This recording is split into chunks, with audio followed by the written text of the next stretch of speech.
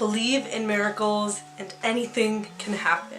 Hi everybody, welcome back to my channel, or welcome if you're new. My name is Manjari and I love talking about self-development, productivity, and other fantastic topics. So don't forget to hit that subscribe button and to give this video a thumbs up. Both really help me and it gets this video out to everyone who needs it. Today I'm going to be talking about my law of attraction success stories, my personal ones, and they're all pretty freaking recent. And I have another video in case this isn't enough for you and you want more, so I'm gonna link that below and above. Other than that, if you have any questions, leave them in the comments, or keep the comments super high vibrational, so just leave any of your success stories, anything you've managed to manifest intentionally or unintentionally. Other than that, I have a couple things. One, I have a podcast. All the proceeds are donated to the BLM movement, completely free to listen to, stream, no paid platforms needed whatsoever. Two, use my link for Skillshare. It's in the description box. Skillshare is awesome. You can learn pretty much any skill across the board, so definitely check out my link. Other than that, let's get right into my success stories. So the first success story. So it was the end of this school year for me, just a couple months ago, maybe not even a couple, maybe it was just like 45 days ago, something like that. End of spring quarter, and my tablet that I was using to take notes, because binder paper is just not conducive anymore, unfortunately, was dying. It wasn't working anymore and I was having hella problems, and I was like, okay, I'll deal with it until I have money for my job. And I was dealing with it, but all my tests for my finals were open notes and I needed my tablet to work for that, but unfortunately my tablet tended to randomly shut down, and I was like, what the heck am I gonna do? And my plan of just saving up for an iPad didn't seem to potentially be working, so my parents spontaneously decided to go get me a Surface Pro. I have a video about that. I'll also link that below in case you care. I was upset, but I was also grateful. Why? I was like, why would you spontaneously go and spend so much money? And I was like, Mom and Dad, you have to return it. And obviously I was grateful that I get to be in a position that my parents can spend that, but I was like, no, I don't want you to spend so much money. Like, I will save up and I will buy something myself. And my mom was like, it's fine, your education is priority, you know, worst comes to worst, you can return it. It's from Costco, like, it's fine. And I was still upset because it was expensive and it was just such a spontaneous random purchase that I didn't feel right about it. And I was like, okay, fine. And I went in thinking, I'm not gonna like the tablet, I'm just gonna return it and then I'll just buy something else with my own money so my parents are not wasting money. Which now I look in retrospect and I don't think it's a waste of money, because first of all, the tablet is awesome. Second of all, anything for your education, in my opinion, is not a waste of money. Like, anything that betters you and helps you do things that you love more, it's not. But I was kind of in a different place in my life and I had different thinking when I got that, so I'm just reflecting what I was thinking back then. And then I was thinking, you know, if this tablet is meant to be for me, I'll see a sign. And so I kind of forgot about it and I kept the tablet like it was mine, and I really had no plans to return it, even though I was pretty adamant at first because I was really liking the tablet and it was fantastic. One day my mom's scrolling through the like Costco Connection magazine that comes in the mail, and it looks like this tablet is $200 off. And anyone who's ever been to Costco knows that I think if it's between 30 days for non-electronic purchases and 90 days for electronic purchases, if you go back and show your receipt, they'll take off like how much ever money it is. And this is for small purchases too, but my mom and dad don't ever think it's worth it, but $200 is a lot. So they ended up going to Costco and getting $200 freaking off. And even though I had no plans to return it, the universe was on my side. He was like, this is a sign that you should keep this and you don't need to go out and buy that iPad. The main law of attraction techniques I used here were visualization, thinking, and then letting go, because at the beginning, you know, when I wanted the tablet, I was thinking a lot about it, and then I just started using it and kind of just forgetting about the money aspect of it, and that's how this came to me. The second law of attraction success story. This one was in the comments of my previous law of attraction success story video, but this was really important to me, so I wanted to talk about it. Basically, last quarter, spring quarter 2020, my chemistry grade wasn't as great as I'd liked it, and I originally thought I was gonna do so much better because the curve would be higher, but a lot of people cheated, so the chemistry teacher didn't make the curves as high, and I was sad, but you know, it's life. I found out that I could petition for a pass no pass because it was past the deadline to do that, and basically I would get a pass no pass grade instead of a letter grade, which means it wouldn't affect my GPA. But unfortunately my advisor told me that one, it takes a lot of time, two, it's like pretty extenuating circumstances, and there was no guarantees, and the earliest they were planning to convene was October, so I wouldn't get an answer for a while. So I was like, okay, you know, like, this is my only shot, like, if it doesn't happen, you know, that's life, and if it does, it ends up working out for me, so it's either neutral or good, like, it can't hurt me. So I had put off like submitting it because you needed to write a long explanation, So I put it off, and then finally I ended up doing it. I turned it in, and it was toward the very end of the quarter.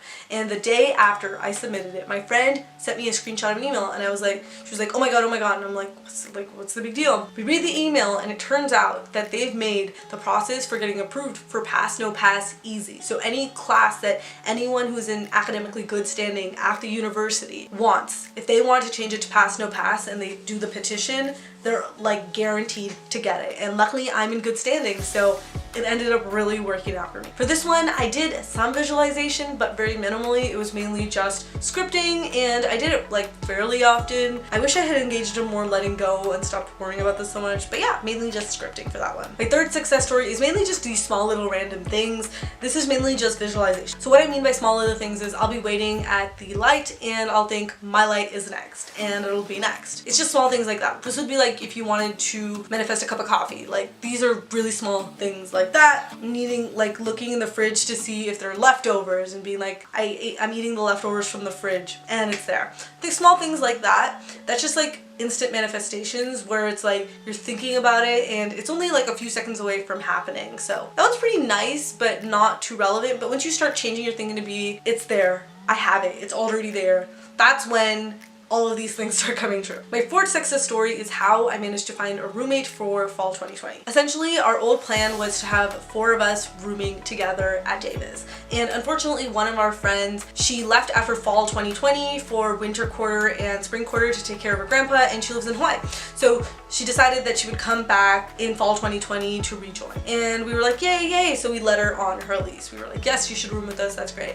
But unfortunately, because of the whole current situation, she decided not to come back and she's just gonna stay in Hawaii. And we're all sad, but we were like, we totally understand. And we were like, okay, we don't want the rent to go up because my rent is at $420. We definitely don't want it to go up, so we're like, we have to find another roommate. Luckily, it wasn't like my roommate, it was one of my friends, but at the same time, all the rent would still be going up for everybody and it would be just inconvenient. So we posted on Facebook and only one person responded at first, and a lot of people were asking for like winter 2021, they wanted to move in, but not fall. So one person messaged us and I was like, I tried to manifest. I was like, this person's the one, we don't have to worry about finding a roommate, everything's all good. But that person didn't end up working out. I mean, they were perfectly nice and everything. For whatever reason, it didn't end up working out. I don't know why. So I was getting nervous because it's getting closer and closer to the date because we are supposed to move in September 1st, but we definitely wanted everything figured out before then. Luckily, someone messaged one of my roommates and was like, hey, I wanted to move in. And we just got so lucky. 1, she's super nice. 2, she's like just as chatty as me and we have a lot in common. And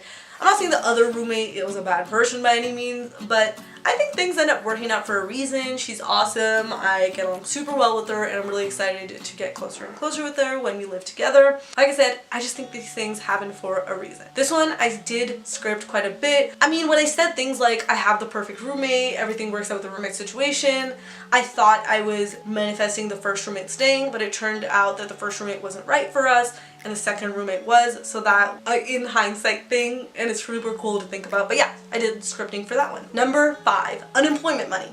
So I mentioned in my Law of Attraction success story video where I specifically talk about success stories with scripting for me, that I always talk about how I'm a millionaire and I focus on how I'm going to pay off my parents' cars, mortgage, and my brother's college tuition. I just talk about, like, you know, all the things I would have and what I would do when I have this money. In general, I like when I was scripting daily, which I don't do anymore because I feel like it's not necessarily providing me all the benefit I once thought I did. Instead, I do a lot more visualization and other things, but that's not the point. My point is I don't do daily scripting anymore, even though I enjoyed it. It just felt really repetitive, and technically you only need to ask the universe once for something, and I think scripting the same thing over and over again made it hard for me to let go. Anyhow, when unemployment finally came around and I applied for it, I was specifically scripting by saying things like, I got the unemployment money is mine, things like that. Before, when I didn't have a specific goal, I mean, I would say things like I'm a millionaire and talk about like all the things I would buy for my family and my brother.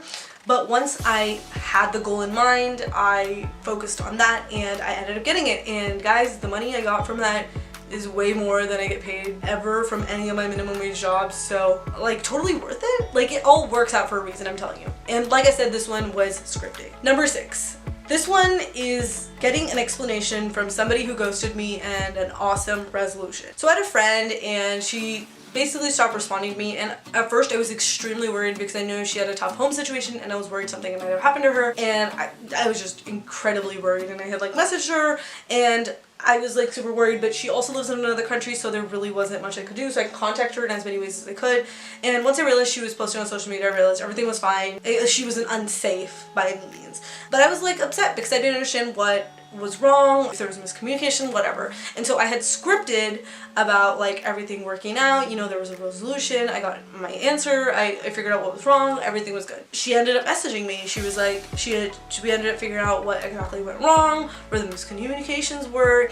We ended up having a really mature discussion, and I mean, a resolution for every friendship isn't being friends again, and that's what I understand here, but this is the best way I have ever solved any miscommunication I've ever had. You know, we managed to talk it out, we're on good terms, you know, there's no bad energy, and I really like that because I don't want to be harboring like terrible feelings towards anybody. And the book You Are a Badass just really made me think about anytime I'm in a situation, it's so easy to blame other people, but it helped me like look at my inner self and think, am I to blame? And if I am, I should take responsibility for it. So that's what I did. I was like, yeah, this is definitely my fault and this is why. And then I talked about, you know, how I felt like the miscommunication started and all that stuff, and it ended up completely working out, you know, came to a resolution, and I'm extremely glad because, like I said, harboring bad feelings just is unnecessarily toxic energy. So yeah, this one was achieved through mainly scripting. I was having a hard time letting this one go. I wish I did, because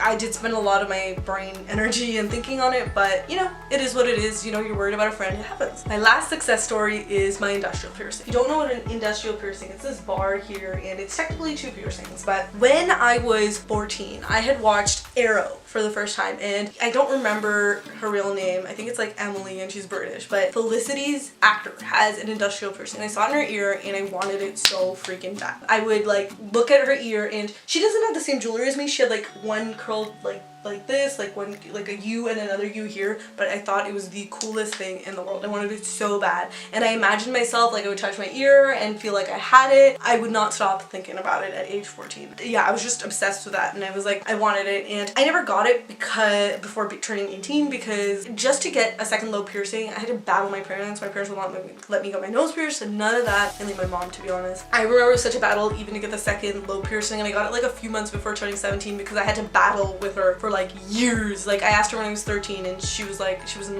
not having it. But anyways, the moment I got it was like the best moment because I had waited so long, because before getting this industrial piercing, a few months after turning 18, I got like a normal cartilage piercing, which I think is called a helix actually, and then I ended up getting my nose pierced a week after I got this, and I had waited to get this one, and my friend wanted to get something pierced, and it just ended up working out. I got it in my college town. I went with my friend. The tattoo and piercing place we went for was vouched for by coworkers because he actually works there too. It just ended up being the perfect situation. It was like $55 or $60, which was actually considered pretty cheap. My friend who lives in Alaska said they usually charge like $95, but it was just the best circumstance. And you know, waiting for years to get it seems like a weird choice. Like I see that, but it's so perfect because the industrial piercing just completes me. I love it, and it seems like, I don't know what it is, like I have a piercing craze, in case you can't tell. I have 8 piercings, but it's just, I feel so complete. Like my industrial piercing makes me feel so much more confident, and this was done mainly through visualization. This was really before I discovered the law of attraction, but power of visualization shows me that I'm here, guys. So that's it.